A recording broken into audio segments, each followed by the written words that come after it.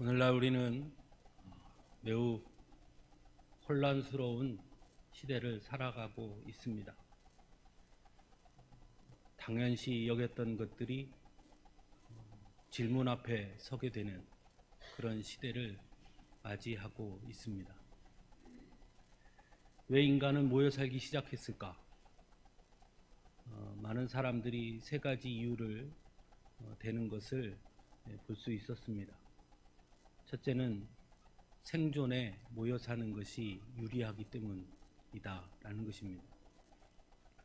혼자 사냥을 하는 것보단 모여서 사냥하는 것이 훨씬 더 많은 것들을 수확할 수 있었기 때문이었죠. 두 번째로 인간은 같이 모여서 노는 것이 즐겁습니다. 그래서 사람들은 모여서 춤도 추고 노래도 하고 피리도 불고 장구도 치고 그렇게 유흥을 위해서 인간은 모인다는 것입니다. 그리고 그 모인 인간들을 흩어지지 않도록 묶어주는 것, 그것이 바로 종교의 힘이다, 이렇게 이야기하는 것을 책에서 본 적이 있습니다. 하지만 오늘날 우리가 겪고 있는 현실은 그 모든 것이 지금 정반대로 흘러가고 있습니다. 생존하기 위해 모였는데 이제 모이면 생존의 위협을 받게 되는 시기를 맞이하고 있습니다. 서로 피리 불고 춤추고 유흥을 즐기기 위해 모였는데 얼마 전 이태원 클럽 사건처럼 그렇게 모여서 함께 노는 것이 매우 어려운 지경에 이르렀습니다. 그러다 보니 사회를 지탱해주는, 공동체를 지탱해주는 종교의 영향력과 힘도 점차 약화되고 있는 것이 사실입니다. 어떤 이들은 앞으로 교회는 점점 무너질 것이다, 이렇게 이야기하는 분들이 있습니다. 함께 모여서 예배하는 것이 이제는 어려울 것이다. 이제 모두 각각 온라인에서 함께 스스로 자신의 삶의 자리에서 예배를 드리는 그런 시대가 도래할 것이다, 이렇게 이야기를 합니다. 이제 더 이상 모이는 공동체로서, 모이는 교회로서의 그 역할은 더 이상 이전과 같이 회복되기는 어려울 것이다, 이런 이야기를 합니다. 여러분 어떻게 생각하십니까? 많은 분들이 경제를 걱정합니다. 저는 그런 진단들을 보면서 이런 생각을 합니다. 경제가 무엇일까? 경제란 좀 더 나은 삶을 지탱해주는 힘입니다. 그러나 생존의 위협을 받으면 경제는 문제가 아닌 것입니다. 사는 게 먼저니까요. 우리 시대는 지금껏 경제를 향해 달려왔습니다. 자본이라는 것 말입니다. 자본이라는 것은 살아있을 때 필요한 것이죠. 생존의 위협 앞에서 자본은 사실은 아무런 가치가 없는 것입니다. 이토록 지금껏 한 세기 이상 온 인류가 중요하게 여겼던 것, 목적으로 여겼던 것, 중심으로 여겼던 것들이 불과 두세 달간의 세계에 유행했던 전염병 앞에서 이렇게 무기력하게 인간은 큰 도전을 맞이하고 있습니다. 과연 이때 우리가 이 사회를 어떻게 바라볼 것인가? 사회학자의 몫입니다. 과연 이러한 때 경제는 어떻게 할 것인가? 경제학자의 몫입니다. 과연 공동체를 어떻게 지탱할 것인가? 역시 그것에 대한 전문가들이 답해야 될 목적입니다. 종교는 어떻게 해야 할까? 종교학자들이 대답해야 할 몫입니다. 그것은 우리가 알 수도 없고 우리가 대답한다고 해도 그렇게 좋은 대답이 나오기가 어려울 것입니다. 왜냐하면 우리는 비전문가니까요. 그러면 우리가 대답할 수 있는 걸 질문해 봐야 합니다. 이러한 시대에 과연 내가 섬기는, 내가 믿고 있는 내가 기도하는 하나님은 과연 어떻게 만날 것인가? 이런 시대에 하나님은 과연 어떤 분인가? 이러한 시대 속에 나는 하나님을 어떻게 찾을 것인가? 그 질문은 바로 여기에 있는 우리들 각자가 내어놓아야 할 질문인 것입니다. 오늘 우리가 읽은 본문은 아덴 사람들에게 한 사도 바울의 설교고 그들에게 전한 기독교에 대한 소개의 글입니다. 사도 바울은 아덴 사람들에 대해서 이렇게 평가합니다. 너희들은 종교심이 참 많다. 여러분, 종교심이 무엇일까요? 어떤 분들은 나는 종교가 없습니다 라고 말합니다. 그분이 말하는 종교라는 것은 어떻게 보면 세상에서 규정 지어 놓은 불교, 힌두교, 이슬람교, 기독교 등등의 그런 종교를 이야기할 것이겠지만 사실 종교가 없는 인간은 이 세상에 단 한 명도 없습니다. 하나님을 믿느니 내 주먹을 믿겠습니다. 그 사람은 그 주먹이 종교인 것이죠. 종교란 무엇인가? 종교란 내가 두려워하는 대상, 내 힘으로 어쩔 수 없는 대상, 내가 마지막까지 믿고 지탱할 수 있는 그 어떤 대상, 그것을 묶어서 종교라 말하는 것입니다. 아덴 사람들은 종교심이 많았습니다. 사도 바울이 그렇게 평가합니다. 어느 정도였느냐? 그 당시 아덴 지역에는 3만 개가 넘는 신들이 있었다고 합니다. 그러니 신 아닌 것이 없었던 것이죠. 제가 아는 분이 일본에 다녀왔는데 그분이 얘기 들어보니까 일본에 가면 그렇게 신이 많다고 그래요. 전도가 그렇게 잘 된답니다. 예수 믿으세요. 그러면 단 한 사람도 우리나라 사람처럼 탁 돌이치는 사람이 없답니다. 하이! 이렇게 대답한답니다. 그리고 뭔가를 바란다는 거예요. 그래서 십자가 목걸이라도 하나 주면 아주 소중하게 받고 하이! 하면서 가지고 간다는 거예요. 야, 저 사람은 이제 복음을 받아들였구나. 집에 가보면 달마 그림도 있고 불상도 있고 성모 마리아 상도 있고 십자가도 있고 뭐 별별 것이 다 모여 있다는 거예요. 이왕이면 이것도 믿고 저것도 믿고 뭐 하나 걸릴지 모르니까 그런 생각이죠. 아덴 사람들도 그랬던 것 같아요. 3만 개가 넘는 신들이 있었다. 참 대단하지요. 하다 어떤 신까지 있었냐? 알지 못하는 신에게라는 신도 있었다고 하니 대단한 것이죠. 즉 우리의 형상에는 잘 알 수 없지만 또 혹시 빠진 게 있을지 모르니까 하는 신이죠. 그 정도로 신을 많이 세웠고 그 신들을 위하여 제단을 쌓았습니다. 우리나라 사람들도 종교심하면 세상 어디에 내놔도 빠지지 않습니다. 나무도 절하고 달에게도 절하고 바위에게도 절하고 천지신명께 빌고 별거 다 섬기지요. 저도 어린 시절 할머니 댁에 살 때 보면 부엌 한 끝에 이만한 항아리가 있었어요. 그 항아리 위에다 항상 뭘 이렇게 얹어놓고 거기다 밥 같은 걸, 쌀 같은 걸 이렇게 퍼가지고 갖다 꼭 올려놓습니다. 제가 할머니 저거 뭐야? 저건 절대 건드리면 안 된다. 이렇게 이야기하시죠. 그게 뭔가 했더니 그게 우리 집을 지키는 신을 모시는 신주단지 같은 거였어요. 구렁이가 지나가면 구렁이에게 절을 하고 빌고요. 별 것들이 다 섬기고 있었죠. 왜 그럴까요? 그만큼 두려움이 많았던 것입니다. 우리 역사에도 보면 국난이 일어나면 종교에 빌었던 역사가 많이 있죠. 고려시대에 거란 쳐들어왔을 때 불상 앞에 절을 하는 백성들의 모습들 등등 말입니다.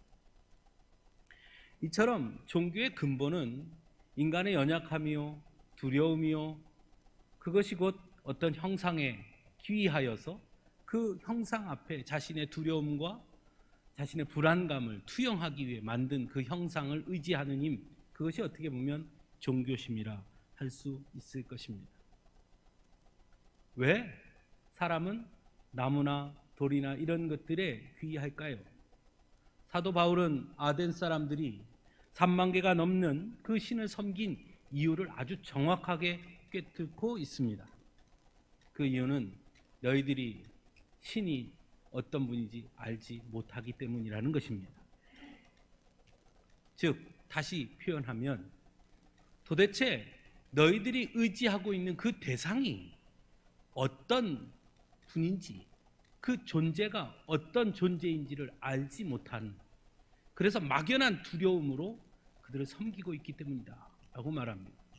그와 반면에 사도 바울은 아주 강하게 이야기합니다. 우리 하나님은, 내가 너희에게 말하는 하나님은 알지 못하는 신이 아니다, 이렇게 표현합니다. 서두에 제가 여러분 질문했지요. 우리가 답해야 할 것이 있습니다. 이 사회 속에, 지금의 현실 속에 우리가 답해 주어야 할 것이 있다는 이야기입니다. 세상이 우리에게 묻습니다. 세상이 교회에 묻고 세상의 성도들에게 질문합니다. 너희가 섬기는 하나님은 도대체 어떤 분이냐? 이 시대 속에, 이 사회 속에 너희가 섬기는 하나님의 섭리는 무엇이냐? 질문하고 있습니다. 그런데 우리는 10년, 20년, 30년, 어떤 분은 평생 하나님을 의지하고 하나님 앞에 기도하고 하나님 앞에 예배하고 1년의 성경을 5번, 6번, 10번 이상씩 읽었음에도 불구하고 하나님을 알지 못한다는 것입니다.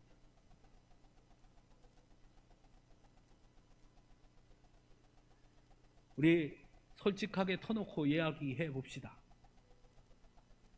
여러분, 주일날 예배를 안 드리면 혹시 손까지 드실 필요는 없고 속으로 드십시오.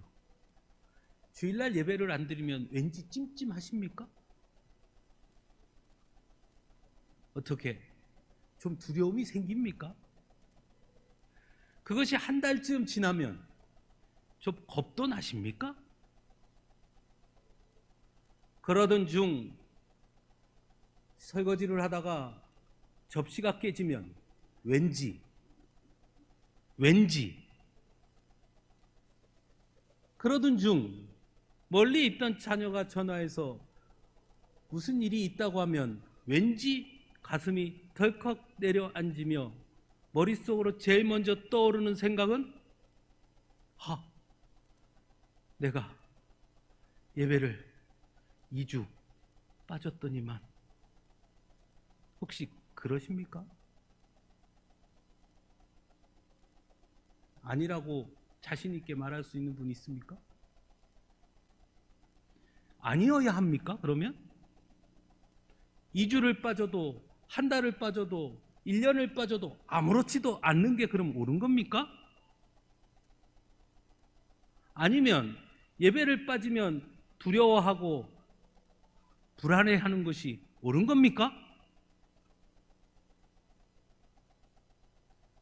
참 아무런 대답을 안 하시는 거예요. 얼굴 표정을 보니 참 마스크까지 써가지고 더 알 길이 없습니다. 웃는 것인지 우는 것인지 어떻습니까? 이렇게 질문하면 어떨까요? 우리 하나님은 어떠실까요?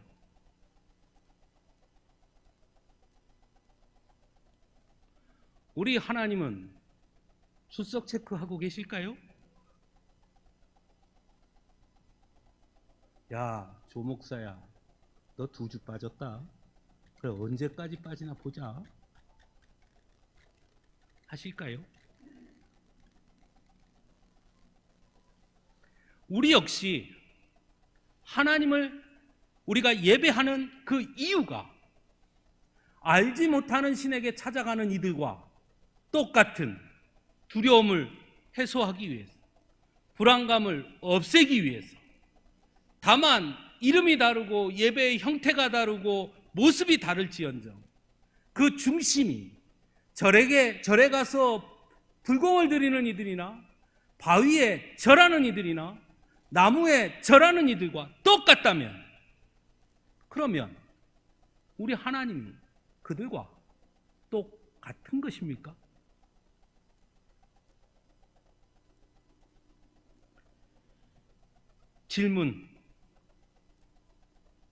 질문해야 합니다. 사도 바울은 오늘 이렇게 본문에서 증거합니다. 우주와 그 가운데 있는 만물을 지으신 하나님. 우리 하나님은 우주와 그 가운데 있는 만물을 지으신 하나님이시다.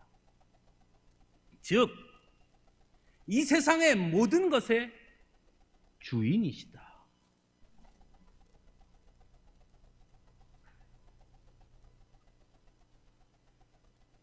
사도 바울은 자신이 섬기는 신이 누구인지, 그분이 어떤 분인지 정확하게 고백합니다. 이게 중요합니다.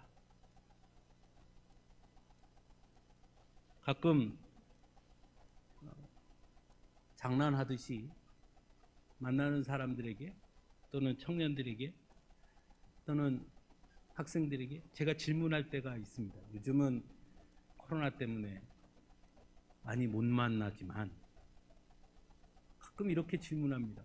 야, 네가 믿는 하나님과 내가 믿는 하나님 좀 다른가 보다. 네가 믿는 하나님은 어떤 분이냐?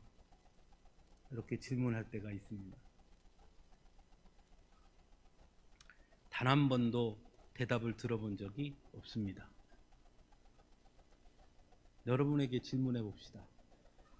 여러분이 믿는 하나님과 제가 믿는 하나님이 다릅니까? 여러분이 믿는 하나님은 어떤 분이십니까?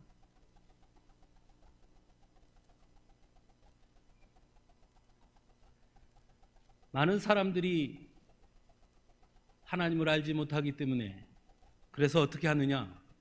하나님의 마음을 얻으려고 노력합니다. 여러분들이 잘 믿진 않지만 저는 연애할 때 제 아내의 마음을 얻기 위해 노력한 적이 별로 없는 것 같습니다. 그런데 결혼하고 나서는 많이 노력합니다. 왜냐? 그래야 행복한 가정을 이루잖아요. 그래서 참 감사해요. 서로가 사랑하면, 전혀 모르던 사람끼리 만나고 그래서 사랑하면 상대방의 마음을 얻기 위해서 노력하지요. 그래서 어떡합니까? 혹시 좋아하는 음식이 뭘까? 혹시 어떤 취미 생활을 가지고 있는가? 알아보려고 애를 쓰지요. 오늘이 부부주일인데요. 부부가 됐다는 것은 그 노력이 일정 부분 성공했다는 뜻입니다. 상대방이 좋아하는 걸 찾아서 그 애쓰고 노력하여서 그 사람의 마음을 얻었기에 부부가 된 것이지요. 그것을 이루지 못했다면 부부로 맺어질 수 없는 것이죠. 물론 예전에는 선 봐서 얼굴도 못 보고 결혼했다 하지만 그렇게 결혼했더라도 살면서는 상대방이 원하는, 내 아내가 원하는, 내 남편이 원하는 것을 맞춰주려고 노력하고 그 마음을 얻으려고 노력했기 때문에, 그렇게 하기 때문에 가정이 지금 이루어져 가고 있는 것이고 그것이 맞는 것이죠. 처음에 만나면 잘 모릅니다. 그래서 이렇게도 해보고 저렇게도 해보죠. 사도 바울은 이렇게 말합니다. 25절입니다. 이렇게 이야기하죠. 우리 하나님은 무엇이 부족한 것처럼 사람의 손으로 섬김을 받으시는 것이 아니며 만민에게 생명과 호흡과 만물을 친히 주시느니라. 사람들은 잘 알지 못하니까 그를 알려고 그의 마음을 얻으려고 애를 쓴다는 거예요. 그러나 우리 하나님은 인간이 마음을 얻으려고 그 비위를 맞추어야 할 대상이 아니라는 것입니다. 우리 하나님은 부족한 것이 없으신 분이라는 것입니다. 기독교 신앙에서 하나님은 인간이 비위를 맞추어야 하는 대상이 아니고 두려움의 대상도 아니고, 그래서 무언가를 주면 하나님도 내게 뭘 주는 거래하는 신이 아니고, 우리가 매우 착각하는 것 중에 하나가 바로 거기에 있습니다. 거래하는 거예요. 다시 한번 속으로 한번 살짝 손을 들어 보십시오. 작정을 하고 기도를 했습니다. 열흘이든 일주일이든 3일이든 금식도 했습니다. 주일도 단 하루 빠지지도 않고 열심히 예배를 드렸습니다. 헌금도 11조도 하고 감사헌금도 하고 주정헌금도 하고 절기헌금도 하고 선교헌금도 하고 열심히 했습니다. 여전도에 임원도 맡아서 충성했고요. 교사를 하라니까 교사도 했고요. 찬양대 하라니까 찬양대도 했습니다. 사실 속으로는 다 하기 싫었지만 그래도 하라니까 열심히 최선을 다했습니다. 자, 기대하는 것이 있습니까? 이렇게 했는데, 설마 그렇게 했는데, 설마 우리 애가 이번에 대학 시험 보는데, 설마 내가 이렇게 했는데, 우리 아들이 이번에 취업하는데, 설마 내가 이렇게까지 했는데, 나만 한 것이 아니고 내 남편도 그렇게 했고 우리 아이도 그렇게 했는데, 설마. 자, 이런 기대를 한 적이 있습니까? 없습니까?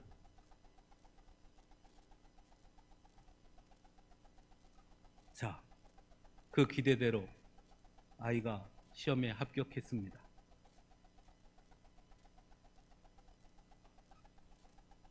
누구 때문에 합격한 것이죠?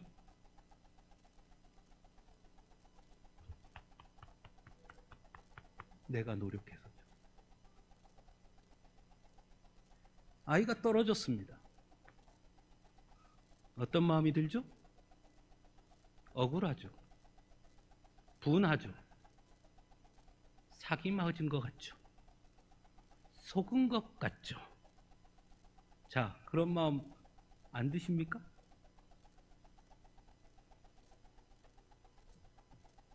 우리 하나님은 무엇이 부족한 것처럼 사람의 손으로 섬김을 받으시는 분이 아니다.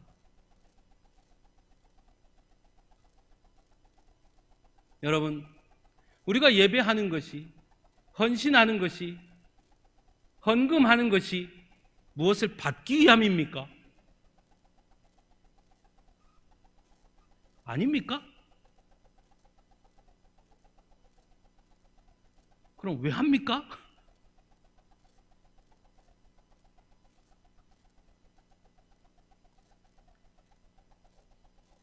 우리의 신앙은 사실은 겉모양은 예수 그리스도의 은혜, 하나님의 사랑, 긍휼, 용서를 말하지만 그 내면에, 우리의 내용 안에는 여전히 거래가 있고 만족이 있고 필요가 있고 여타의 종교들의 추구하는 것과 별반 다르지 않은 모습이 여전히 존재하고 있다면, 과연 아덴 사람들의 그 종교심과 하나님을 향한 우리의 신앙의 차이점이 무엇이라고 말할 수 있겠습니까?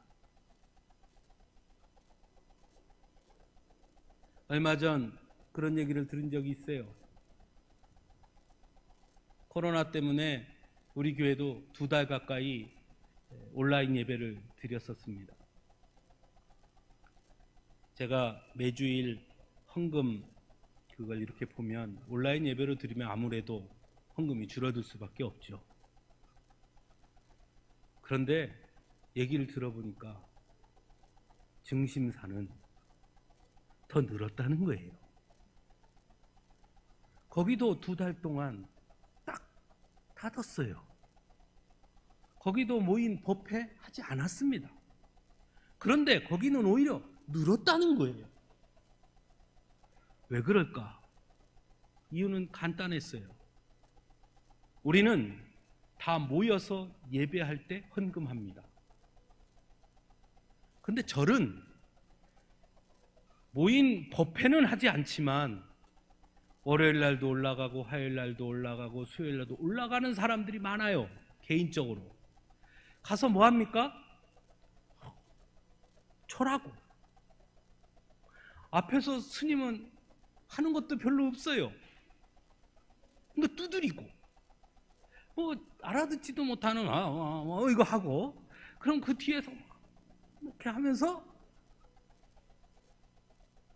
시조하고 오죠. 코로나 때문에 외국도 못 가지요. 사람들도 못 만나죠. 밥 먹으러도 못 가죠. 어디 갈 데 없죠. 그러니까 산으로 올라가서 좋은 공기 마시면서 이왕 산에 온 김에 절에 가서 우리 자녀들 건강을 위해서 우리 아이들 코로나 걸리지 말게 해달라고 열심히 절하고 그리고 오는 거예요. 점점 늘었다는 거예요.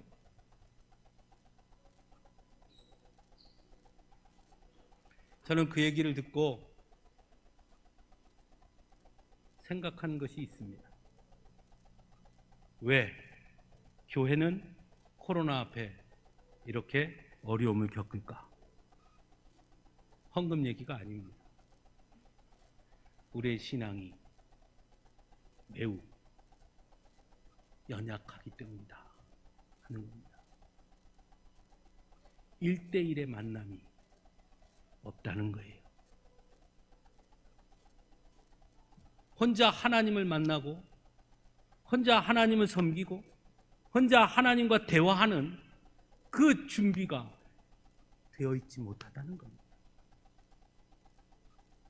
이렇게 모여서 예배해야만 예배하는 것 같고 이렇게 모여서 예배해야만 하나님 앞에 온전한 예배를 드리는 것 같고 하나님을 만나는 것 같은, 그러니까 일주일에 한 번, 그 일주일에 한 번이 무너지자 하나님을 만날 곳이 없는 것이죠. 오늘 사도 바울은 이렇게 말씀합니다. 본문의 27절에 이렇게 말씀하죠. 이는 사람으로 혹 하나님을 더듬어 찾아 발견하게 하려 하심이로되 그는 우리 각 사람에게 멀리 계시지 아니하도다. 우리 하나님은 각 사람에게서 멀리 계시지 아니하도다. 우리 하나님은 어느 한 곳에 모셔놓고 우리가 그곳에 찾아가 만나는 하나님이 아니라 우리 각 사람 곁에 언제나 함께 계셔서 28절 우리가 그를 힘입어 살며 기동하며 존재하게 하신다. 그 하나님입니다.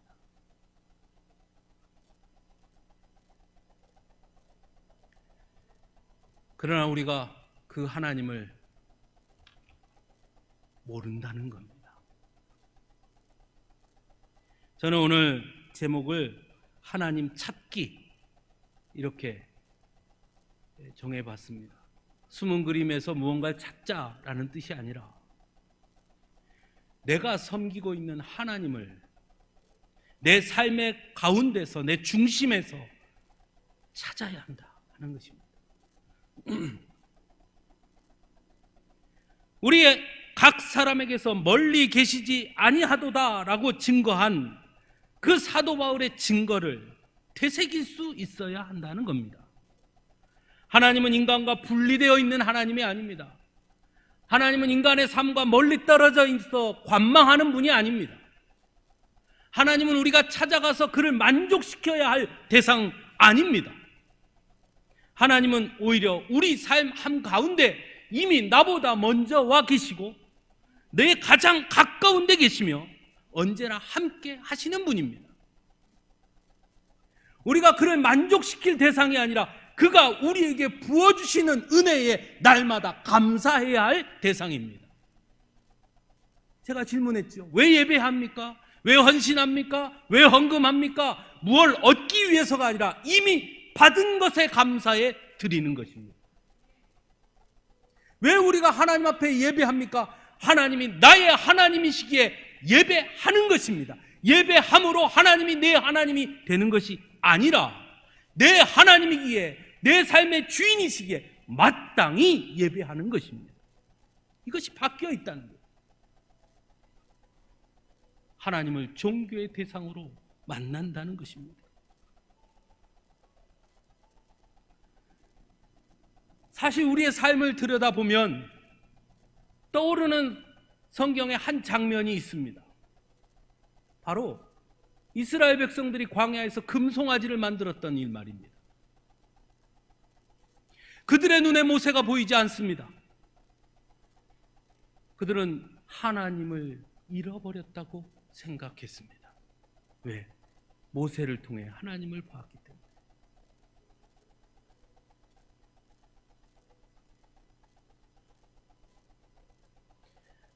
모세가 시내산에 가서 하나님을 만날 때 그러면 하나님은 모세와 만나고 있고 이스라엘 백성들은 하나님 없이 살았습니까?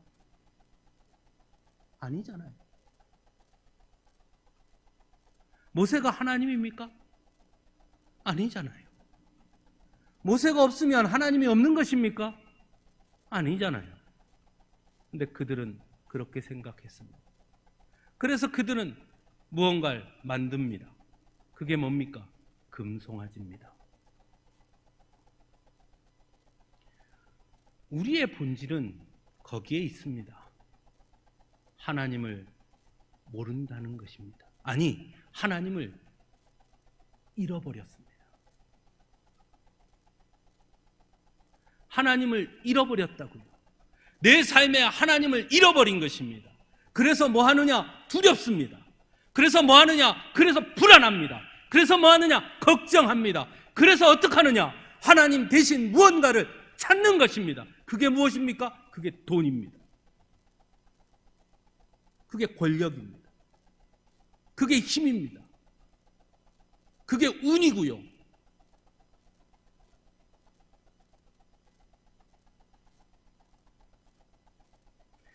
하나님을 분명히 안다면 어떤 상황, 어떤 곳에 있다 할지라도 두렵지 않을 것입니다. 저는 여러분에게 이 말씀을 꼭 드리고 싶습니다. 하나님을 찾으십시오. 여러분 삶에 함께 하시는 하나님을 찾으십시오. 그냥 보내지 마십시오. 찾으세요. 나를 사랑하시는 하나님이 어디 계신가 찾으십시오. 삶의 위기가 닥칠 때 여러분 가장 먼저 해야 할 것은 하나님을 찾는 것입니다. 하나님이 어디 계신가? 하나님을 찾는 자는 두려워하지 않습니다. 하나님을 만나는 자는 걱정하지 않습니다.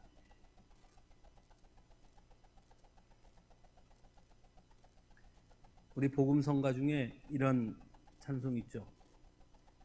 기도할 수 있는데 왜 걱정하십니까? 기도할 수 있는데 왜 염려하십니까? 기도가 뭡니까? 여러분, 기도는요 막연하게 듣고 있겠지, 어딘가 들을 거야 하고 하는 게 기도 아닙니다. 내가 이렇게 외치면 어딘가 듣고 계시겠지? 아니에요. 기도는 내 앞에 계신 주님과 대화하는 것입니다. 하나님을 찾지 못하는 사람은 기도할 수 없는 거예요. 네? 막연하게 돌에게 달에게 비는 기도와 그래서 우리의 기도는 다른 거예요. 우리는 분명한 대상이 있습니다. 내 앞에 계신 주님, 내가 기도할 때마다 언제나 내 앞에 계시며 내 말소리에 귀를 기울이시는 주님이 내 앞에 계시는 그 주님에게 내가 이야기하는 것이 기도입니다. 그 하나님이 있는데 왜 염려하십니까? 왜 걱정하십니까? 왜 두려워하십니까? 그러기 위해서 먼저 해야 할 것, 하나님을 찾는 것입니다. 사랑하는 성도 여러분, 이 시대에 우리가 가장 먼저 해야 할 일은 하나님을 찾는 것입니다. 우리 서광주교회 성도 여러분, 여러분 옆에 계신 하나님을 찾아 만날 수 있기를 간절히 바랍니다. 월요일마다 제가 수업을 듣잖아요. 그런데 저도 맨날 이 줌으로 이렇게 노트북으로 이렇게 했는데 지난 월요일에는 학교를 갔어요. 다음 주 월요일부터는 또 다시 노트북으로 한답니다. 이렇게 쳐다보고. 지난 월요일날 오랜만에 교수님들을 만나서 대화를 하는데 다들 그 수업을 듣는 분들이 다 목사님들이잖아요. 다 고민이 이 코로나 때 이거 어떻게 해야 되냐, 교회 어떻게 해야 되냐 다 고민해요. 저에게 묻더라고요. 교수님, 조 목사님은 교회에서 어떻게 하고 계십니까? 그래서 제가 저희 교회는요 뭐 이렇게 영상으로 했고요. 그 이후에요 한 4월 한 둘째 주 셋째 주부터는 오후 예배 때 구역별로 이렇게 성찬을 합니다. 딴 분들은 많은 참여 못하고 가시고 그냥 한 구역씩 하니까 뭐 때로는 5명, 때로는 8명 뭐 이렇게 조그맣게 성찬식을 하고 그렇게 오후 예배 대신에 그렇게 하고 있습니다. 그렇게 말씀을 드렸더니 교수님들이, 이건 자랑하는 시간입니다. 교수님들이 목사님 진짜 굿 아이디어입니다. 너무너무 귀한 일입니다. 교회의 회복이 거기서부터 일어나야 됩니다. 우리 한국교회가 너무 성례를 가벼이 여겨서 하나님을 만나는 시간이 없다. 제가 그래서 그 칭찬을 들으니까 기분이 좋잖아요. 근데 이제 좀 더 집에 와서 곰곰이 생각을 하면서 무슨 생각을 했냐면 아까 절 얘기했잖아요.